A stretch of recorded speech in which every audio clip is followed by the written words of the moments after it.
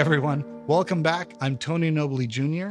with Three Nail Studios, exploring the book of James, the path to spiritual maturity. Now, if this is your first time with us, we'd love to have you.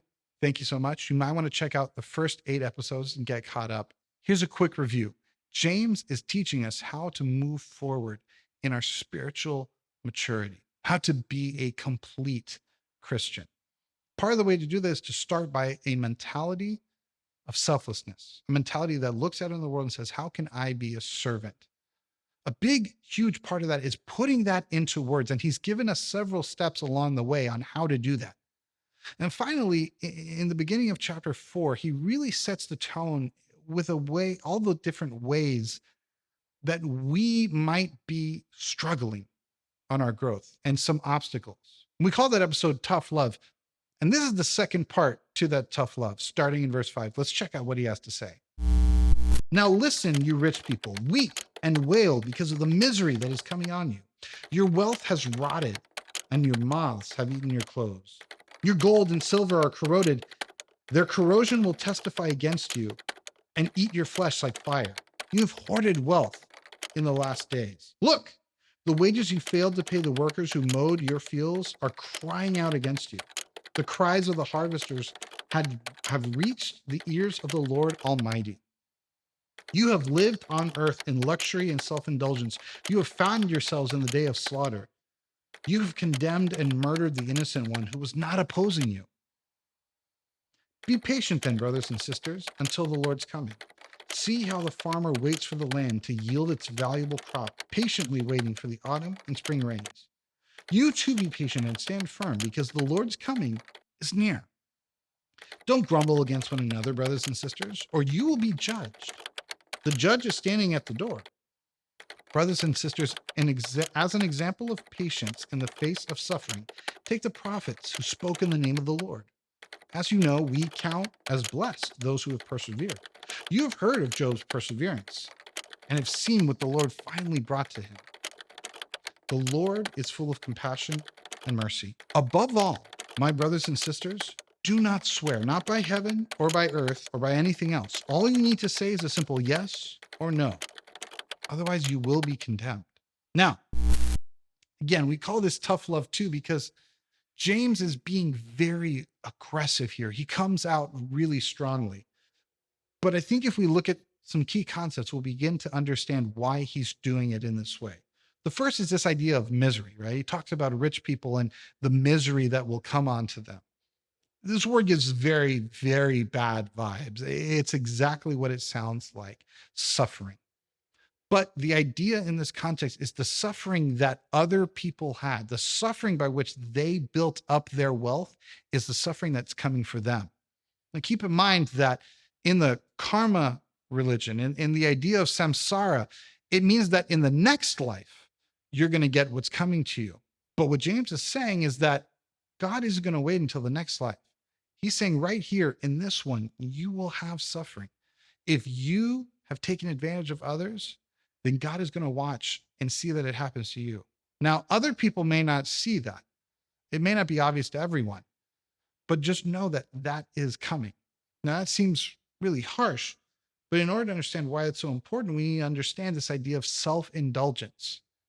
The word here, it's fascinating because it can also mean delicate, live softly, live pleasurably. It means that you lived a life where you didn't have to do anything painful because other people did it for you. Now, what's fascinating is that, especially here in the West, we don't really live painful lives sometimes. There are some people that can just kind of coast by. And those are the people that he says need to watch out. But the reality is all of us as Christians have gotten somewhere by someone else suffering. And if that's happened as a spiritually mature person, you need to be able to acknowledge that fact. That is why he talks about it in the way he does. For instance, don't grumble and complain about each other. This is talking about the Old Testament idea of grumbling, complaining, what the children of Israel used to do to God. He says, don't do that to each other. Now, this is different than slandering, which we've heard before. This is different than talking bad about each other, talking evil. He says, don't grumble because you need to trust God. Now, the context of this idea of patience and trust points us back to this first idea. Is wealth really the problem here? Or is it the fact that you were willing to let other people suffer because you didn't trust that God was going to take care of you? I think that we as Christians, if we want to become spiritually mature, we need to be able to trust God. We do things out of fear that we normally would not even consider because we're afraid and we need to protect ourselves.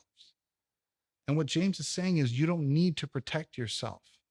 God is here. And if you trust him, then you are going to be able to live out your faith and not take advantage of people.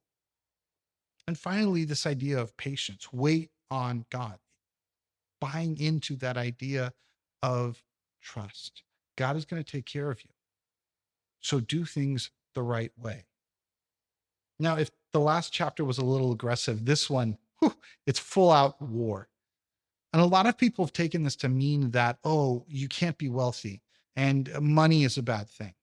But I think if we dig deeper, we can already see this idea that James has spoken out about wealth and the problems of it and the effect it has. I don't think he's talking about just having money. I don't think that in order to be spiritually mature, we need to force ourselves into abject poverty.